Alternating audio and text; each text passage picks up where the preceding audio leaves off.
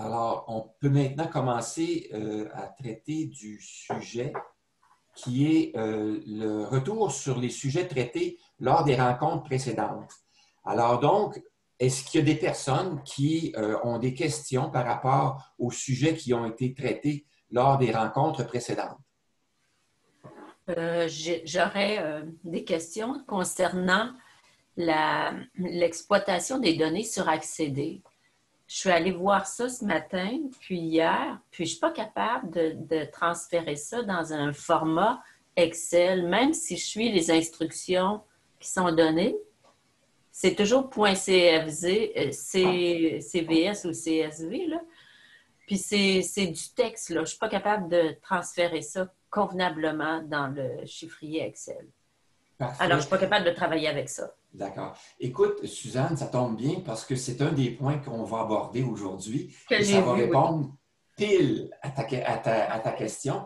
J'ai même des documents à vous fournir là-dessus. Je vais vous faire une présentation. Vous allez avoir un guide et vous allez avoir un exemple de fichier déjà traité pas à pas. Alors, ça va sûrement t'aider, Suzanne. Est-ce qu'il y a d'autres personnes qui ont fait cette tentative-là, tenter d'importer des données provenant de leur compte bancaire? Je fais ça régulièrement. Oui. Toi, Denis, tu fais ça Ouais. avec... tu as une autre institution financière que Desjardins, toi. Oui, mais le format, c'est toujours CSV. Puis avec Excel, je peux traiter ça. Il faut juste suivre une certaine une procédure pour y arriver, mais c'est pas compliqué. OK. Donc, toi, tu connais la procédure de transfert à ce moment-là. Je l'utilise fréquemment. C'est ça. C'est OK. sûr que à tous les mois, je fais ça.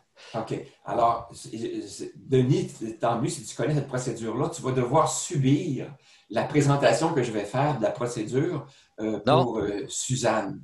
je la subirai pas parce qu'il y a un petit détail qui m'échappe encore, là. Puis je vais bien voir si je fais correctement ce que je fais. Bon, mais ça se peut que le petit détail, tu le découvres ce matin, je te le souhaite. Parfait. Merci. Est-ce qu'il y a d'autres personnes qui ont fait qui tentent ou qui font le transfert de leurs données bancaires depuis leur compte Internet sur leur ordinateur de façon à faire le traitement? Moi, ce que je fais, je vais chercher le relevé PDF et j'annote le PDF. Comme autrefois, je l'imprimais puis j'écrivais à mitaine des notes. Maintenant, je le fais virtuellement. Là. Je prends le PDF puis j'ai un outil qui me permet d'écrire à côté ce qu'il y en est. Là. Fait que je ne vais pas chercher comme tel les relevés là, par fichier CSV ou autre. Là. D'accord. Est-ce que ça répond à ton besoin? Oui, ça répond parfaitement à mon besoin. OK, bien, je vais te poser la question. C'est quoi l'objectif de ce transfert-là pour toi? Qu'est-ce que tu fais avec ça? À quoi ça te sert? Le contrôle de mes dépenses, parce que j'ai un chiffrier. En fait, on a un compte de banque conjoint qui est unique maintenant. Autrefois, on en avait 5, mais avec les frais, tout ça, c'est rendu unique. Mais ce compte de banque-là, il est réparti sur un chiffrier Excel à la maison.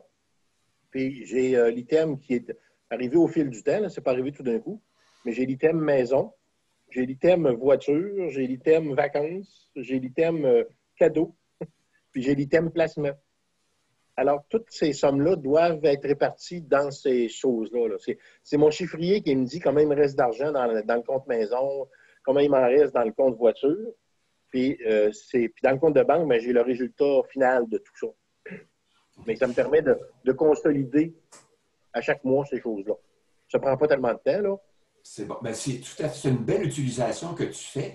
Est-ce que la perspective d'utiliser un fichier CSV, de transférer les données dans Excel, est-ce que ça pourrait améliorer ton fonctionnement? Est-ce que ça pourrait réduire le temps que tu consacres à ça ou faciliter ton travail de consolidation? Peut-être que oui, mais je n'ai pas l'impression. Je n'ai pas l'impression que je fais un gain avec ça pour ma part. D'accord. Okay. C'est pour ça que je ne l'ai pas fait. Je vois pas. J'essaie toujours de faire une action qui dit va me sauver du temps quelque part là, pour la peine. Là. Puis non, je pense pas que ça m'évite parce que c'est pas tellement long à faire. Puis après ça, j'ai plus besoin de me brancher. Évidemment, comme le fichier CSV, dans les deux cas, on n'a plus besoin de se brancher. On va chercher l'information une fois. Puis après ça, on peut la traiter 3 jours après. Là. Oui, tout à fait. Mais tu fais ça à mitaine. Mais non, je vais chercher le relevé. Oui, mais après ça, pour les transposer sur ton budget, tu fais ça à mitaine. Oui, peut-être que je pourrais sauver là-dessus, mais Ah ben il oui. faudrait que je trouve un outil qui me le répartirait. Parce que là, mon fichier CSV, il me donne ça dans un seul fichier. Il faudrait que telle Oui. écriture aille dans la voiture, telle écriture aille dans la maison. Je n'ai pas le choix de le répartir. Puis, j'ai pas Ben, d'outil qui le ferait, là. Euh, suis le vidéo, tu vas voir qu'il y en a. OK. il y Avec a- Excel, là, il y a des sous-totaux puis des totaux, tu peux en faire en masse, puis les catégories sont directement importées de la banque, puis tu peux échanger aussi si tu veux. En tout cas, moi, je trouve ça Plus plus rapide. pratique, plus OK. rapide. oui, c'est ça. Jean, est-ce que tu connais l'outil budget de Accéder? Je n'ai entendu parler, mais je ne l'utilise pas. OK, parfait. Alors, j'ai une présentation là-dessus. Tu vas peut-être découvrir des choses aujourd'hui. OK. Parce qu'il y a des choses qui pourraient peut-être t'aider dans ce que tu appelles, toi, la consolidation selon certains postes budgétaires. Alors, tu vas Oui. peut-être découvrir des choses intéressantes là-dessus. Alors, Suzanne, Oui. je reviens à toi. Tu as entendu les explications de Jean concernant à quoi ça peut servir, à quoi ça lui sert, à lui, de faire le transfert des données bancaires. Et toi, tu as fait la tentative de faire le transfert. Avais-tu une intention particulière? À quoi voulais-tu utiliser ce transfert de données-là? Ben, je voulais, moi, quotidiennement, quand je les reçus, je les inscris dans mon chiffrier que je me suis développé au fur des années. Puis là, je voulais voir s'il n'y avait pas un moyen de faire une conciliation automatisée qui me permettrait de voir les omissions que je fais quand je n'inscris pas quotidiennement les reçus. Puis de voir aussi les choses qui m'échappent. C'est sûr que j'en échappe, là. Puis essayer d'automatiser le plus possible la conciliation. Puis j'ai d'autres comptes qu'à accéder avec Capital One, avec Mastercard. Alors j'essaie de voir tous les outils qu'offrent les différentes institutions bancaires. Mais là, avec accéder, je n'ai pas été capable du tout, sinon que de visualiser le relevé mensuel à l'écran. Fait que j'ai besoin d'avoir un petit cours d'exploration là, des possibilités. Parfait. Écoute, Suzanne, ça tombe pile parce que l'exemple que je vais vous donner, c'est un exemple de personne, justement, qui veut faire la conciliation bancaire à partir de ses données bancaires vers un fichier Excel et tout ça. Donc, je vais vous montrer un exemple complet là-dessus. Parfait. Alors, je trouve ça fort pertinent de ta réponse. Maintenant, je vois que tu me dis, là, j'ai détecté quelque chose. Tu viens de nous dire que parfois tu échappes des transactions que tu n'aurais pas faites, etc., ou que tu n'aurais pas inscrites dans ton chiffrier. Alors, là-dessus, moi, je vais te donner un truc parce que je n'échappe que très Des achats rarement. en Là. ligne, par exemple. Pardon? Quand on fait des achats en ligne, des commandes en ligne, OK. des fois, on est tellement empressé de conclure la transaction que, oups, ça part, ça. Puis, on n'a pas le reçu papier, là. D'accord. Ah, ça, je vois là, qu'il y a des choses qui fuient, puis ça me tanne un peu. C'est ça. Dans le fond, en tout cas, le truc que moi j'utilise, c'est de me faire une discipline, d'inscrire les transactions que je fais au fur et à mesure. À chaque fois que je fais une transaction, je l'inscris immédiatement. De sorte que lorsque je vais faire des courses, je reviens chez moi et j'ai les petits reçus des transactions que j'ai faites avec ma carte de crédit et j'inscris immédiatement ces transactions-là dans mon chiffrier Excel que moi j'appelle suivi des transactions. Alors, Ouais. que je vais vous présenter peut-être la semaine prochaine, peut-être aujourd'hui, dépendamment de comment la séance se déroule aujourd'hui.